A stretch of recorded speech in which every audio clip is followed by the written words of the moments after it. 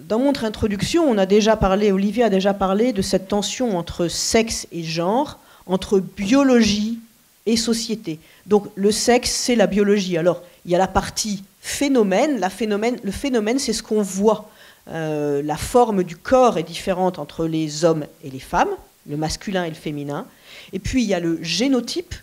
Les chromosomes, si vous voulez, sont différents entre les femmes qui sont XX et les hommes qui sont XY.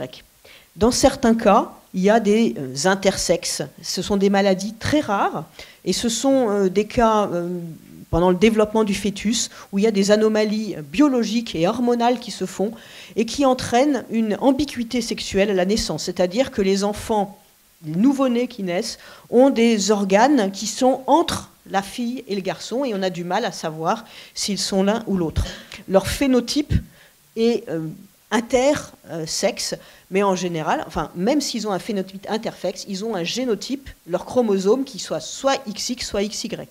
Et il y a l'autre cas où il y a des enfants qui ont bien un phénotype masculin ou féminin à la naissance, mais qui ont des anomalies chromosomiques qui pourraient faire penser qu'ils ne sont pas complètement XX ou complètement XY. Ce qui est le plus connu, c'est le syndrome de Turner, avec un seul X, ou le syndrome de Klinefelter, XXY.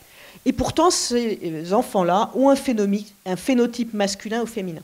Ça, ce sont des maladies rares, très rares, et on n'en parlera pas, et ce n'est pas du tout le problème des dysphories de genre.